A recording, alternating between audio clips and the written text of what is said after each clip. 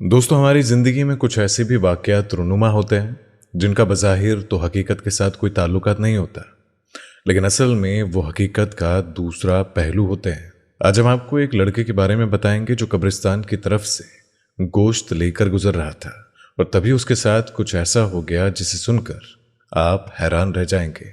इसलिए आज के इस वीडियो को आखिर तक ज़रूर देखते रहें और वीडियो को लाइक करने के साथ ही चैनल को सब्सक्राइब करना मत भूलिएगा।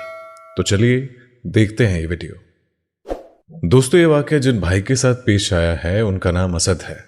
असद भाई बताते हैं कि आज से तकरीबन 8 साल पहले की ये बात है, जब मैं 20 साल का था और गर्मियों की छुट्टियों में मेरी फूफी हमारे घर आ रही थी। अब मेरी अम्मी को जैसे ही उनके आने के बारे में पता चला तो मुझे कहा कि जल्दी से अपने अब्बू के पास दुकान पर जाओ और कहो कि फल और गोश्त वगैरह ले दे।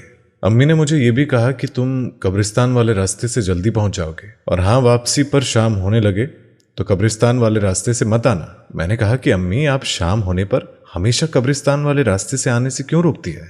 तो अम्मी ने कहा कि बेटा, असेब वगैरह होते हैं, इसीलिए। खैर, मैं अब्बू के पास दुकान पर जा रहा था तो कब्रिस्तान में ज़रा देर के लिए रुक गया और देखने लगा कि आखिर ये असेब होते क्या है जिनके डर से अम्मी हमेशा मुझे रोकती है।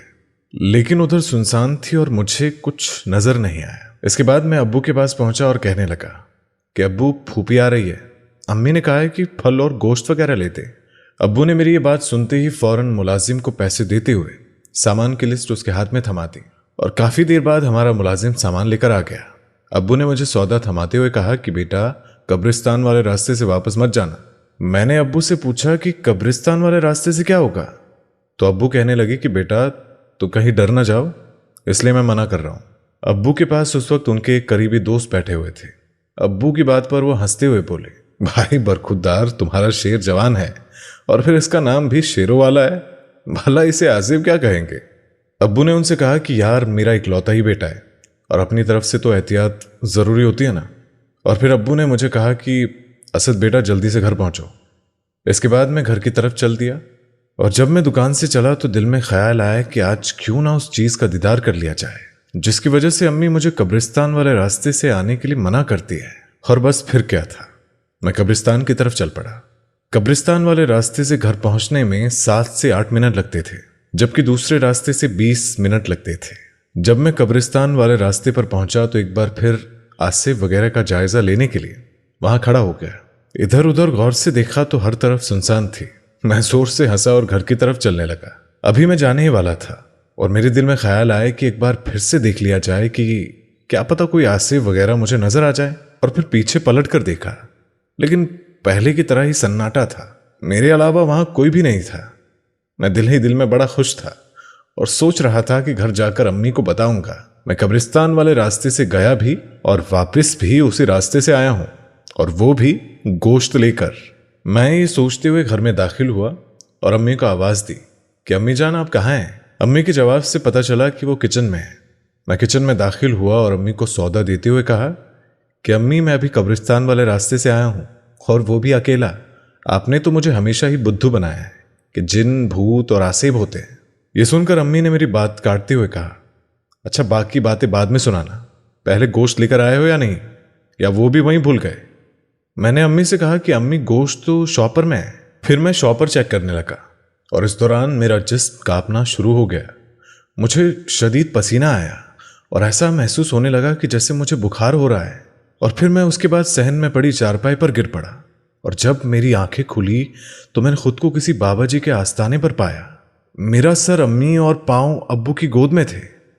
फूफी के हाथ में तस्वीर थी और उनके बच्चे मेरे आसपास खड़े थे। मैं ये तमाम सूरत हाल देखकर बहुत ही परेशान हुआ और अम्मी से पूछा कि अम्मी, मुझे क्या हुआ है? अभी मैं अम्मी के साथ बात कर ही रहा था कि कमरे में अब्बू के एक दोस्त दाखिल हुए और सबको सलाम करते हुए अब्बू से कहने लगे, भाई, अब असद का क्या हाल है? अब्बू ने कहा कि बस भाई, अभी होश में आया है। और इतने में एक और शख्स कमरे में दाखिल हुआ और कहने लगा, आपके लड़के को होश आया नहीं, बाबा जी पूछ रहे हैं। वो कह रहे हैं कि अगर होश आ गया तो लड़के को लेकर हुजरे में आ जाइए। अब्बू और उनके दोस्त ने मुझे सहारे से खड़ा किया और जो बाबा मेरा इलाज कर रहे थे उनके सामने बिठा दिया। मैं ये सब सूरत हाल देखकर बहुत परेशान हो रहा था। ताबीज वाले बाबा ने अपनी लाल जलाली आंखों के साथ मुस्कुराकर पूछा, क्या आज के बाद भी तुम कोई ऐसी हरकत करोगे? मैं उनके सवाल पर और भी परेशान हो गया कि आखिर ये मुझसे ऐसा सवाल क्यों कर रहे हैं। मैंने आखिर ऐसी कौन सी गलती कर दी है। मैं तो खामोश रहा, लेकिन अब्बू ने जवाब दिया, बाबा साईं अब तो सवाल ही पैदा नहीं होता। इसके बाद बाबा साईं ने अम्मी से कहा, ताबीज़ का नागा मत करना, अब आप लोग अपने घर जाइए और कोई भी वजीफा शुरू करने से पहले बिस्मिल्लाह का कड़ा अपने सीधे हाथ में जरूर डाल लेना, जो मैं आपको दे रहा हूं। अब्बू ने बाबा साईं से बड़ी हैरत से पूछा, बाबा जी क्या कोई वजीफा मुझे भी करना है? तो इस पर बाबा साईं मुस्कुराकर बोले, अगर तुम वजीफा ना ही करो तो अच्छी बात है, मैं तो बस एहतियातन कह रहा हूं, अब तुम जा सकते हो।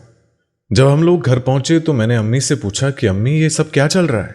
तो अम्मी ने मेरे सवाल पर मुझसे कहा कि असद, तुम्हें कुछ भी याद नहीं कि उस दिन क्या हुआ था? मैंने कहा कि अम्मी आप किस दिन की बात कर रही हैं? और ये बाबा जी और बकरे का सदका वगैरह, यकीन करे कि मुझे कुछ भी याद नहीं आ रहा है। तो अम्मी ने कहा कि अच्छा, जिस दिन तुम्हारी फूफी आई थी उस दिन क्या हुआ था? मैंने कहा कि अम्मी फूफी किस दिन आई है? अम्मी ने कहा कि अरे बेटा, आज से 2 दिन पहले तुम्हारी फूफी का फोन आया था कि मैं आ रही हूं, और फिर मैंने तुम्हें तुम्हारे अब्बू के पास दुकान पर भेजा था कि कुछ सौदा ले आओ और वापसी पर कब्रिस्तान वाले रास्ते से मत आना। लेकिन तुमने तो मेरी एक ना मानी और वापस कब्रिस्तान वाले रास्ते से आ गए। तुम कब्रिस्तान से गोश्त लेकर जब गुजरे तो वहां किसी हवाई चीज का असर हो गया और इसी वजह से तुम डर गए थे। मैंने कहा कि अम्मी आप यकीन करें, मुझे कुछ भी याद नहीं है। तो फूफी ने मेरी बात काटकर कहा, असद तुम्हें कुछ भी याद करने की कोई जरूरत नहीं है। और फिर उसके बाद उन्होंने अपने आप को कोसना शुरू कर दिया कि हाय, मेरे बच्चे को मेरी वजह से ये क्या हो गया, काश कि मैं नहीं आती तो अच्छा था। अब इस पर अम्मी बोली कि बाजी, इसमें आपकी क्या गलती है? ये तो बस अल्लाह का लाख लाख शुक्र है कि मेरे बेटे की जान बच गई। 2 दिन तक फूफी हमारे पास रहकर वापस चली गई। उसके बाद तो मेरे बाहर जाने पर मुकम्मल तौर पर पाबंदी लग चुकी थी। अम्मी अब्बू मेरे मामले में बहुत मोहतात रहने लगे और मैं बड़ा परेशान था कि मेरे गले में काली डोरी और चमड़े के तावीज आखिर क्यों डाले गए हैं, और मेरे साथ ऐसा पहली बार हुआ था। खैर, गर्मियों की छुट्टियां खत्म होने वाली थी और फिर जैसे ही मेरा कॉलेज शुरू हुआ तो अम्मी ने अब्बू से कहा कि आप असद को एक साइकिल ला दें, और मैं ये बिल्कुल नहीं चाहती कि मेरा बेटा अब कब्रिस्तान वाले रास्ते से आए। और बस फिर क्या था, दूसरे ही दिन मेरी साइकिल आ गई और अपनी तो मौज लग गई। अब मेरा कॉलेज लग चुका था और मेरा जहन भी फ्रेश हो गया था। एक दिन कॉलेज से वापसी पर मैं एक किताब की दुकान पर रुक गया और किताबें देखने लगा। इसी दौरान मैंने वहां पढ़ी एक किताब देखी और जिस पर लिखा था कि 40 दिन में आमिल बने। मैंने कहा कि भाई, वो वाली किताब कितने की है? दुकानदार ने कहा कि 20 रुपए की है। मैंने 20 रुपए देकर आमिल बनने वाली किताब बैग में डाली और घर की तरफ चल पड़ा। घर जाकर मैंने अपने कमरे में छुपकर उस किताब को पढ़ना शुरू कर दिया। उसमें लिखा था कि 40 दिन में जिन, भूत और असेब को काबू करें। अब मेरे दिल में तो बदले की आग जल रही थी कि जिस आसेब की वजह से मेरी गर्मियों की छुट्टियां खराब हुई है, उसको तो मैं जरूर काबू करूंगा। बस फिर क्या था, मैंने अमल शुरू कर दिया और रोज रात को अम्मी अब्बू के सोने के बाद मैं तकरीबन रात को 1 बजे के करीब अमल शुरू कर देता। अभी मुझे 10 दिन ही हुए थे कि अमल के दौरान मैंने बहुत गर्मी महसूस की। मेरा दिल चाह रहा था कि फौरन कमरे से बाहर चला जाऊं, लेकिन किताब में साफ साफ लिखा था कि अमल के दौरान अपनी जगह बिल्कुल भी नहीं बदलनी है। जब मुझे बहुत ज्यादा गर्मी लगने लगी तो मेरे कमरे में अम्मी दाखिल हुई और मुझे कहने लगी कि असद बेटा, इतनी गर्मी में क्यों बैठे हो, चलो आओ बाहर आ जाओ। मैंने कहा कि अम्मी, मैं ये तस्वीर खत्म करके आऊंगा। अम्मी को मेरी बात पर बहुत गुस्सा आया और वह नाराज होकर कमरे से बाहर चली गई। मेरी तस्वीर खत्म होने में अभी 4 दाने बाकी थे कि अम्मी की आवाज मेरे कानों में आई कि असद, तुम्हारे कमरे में सांप दाखिल हुआ है, जल्दी बाहर आओ, जल्दी बाहर आओ। और मेरे कमरे से बाहर आते आते मेरी तस्वीर पूरी हो चुकी थी, लेकिन मैंने बाहर आकर देखा तो अम्मी वहां पर मौजूद ही नहीं थी। मैंने अम्मी को आवाज दी तो वो अपने कमरे से उठकर आई और कहा कि क्या हुआ असद बेटा? मैंने कहा कि अम्मी, आप सो रही थी? तो अम्मी ने कहा कि हाँ, मैं सो रही थी, सब खैरियत तो है। मैंने कहा कि आप मेरे कमरे में नहीं आई थी? अम्मी ने कहा कि असद, तुम क्या डर गए हो? उनकी आवाज में हैरत के साथ परेशानी भी थी। और फिर मुझे नहीं मालूम कि मेरे साथ क्या हुआ, और जब मेरी आंखें खुली तो मैंने खुद को दोबारा से बाबा साईं के आस्ताने पर पाया और मेरा सर अम्मी और पांव अब्बू की गोद में थे और बाबा साईं कह रहे थे, ये ताबीज किसी वजनी चीज के नीचे रखना, अगर घर में हाथ वाली आटा चक्की है तो ज्यादा बेहतर है, ये उसके नीचे रख देना। अब्बू ने बाबा साईं से पूछा कि बाबा जी अब वो चीज दोबारा हमला तो नहीं करेगी? बाबा जी ने जवाब दिया, बिल्कुल भी नहीं। फिर वो मुस्कुराते हुए अब्बू से बोले, मुझे पता था तुम्हारा लड़का जरूर कोई हरकत करेगा।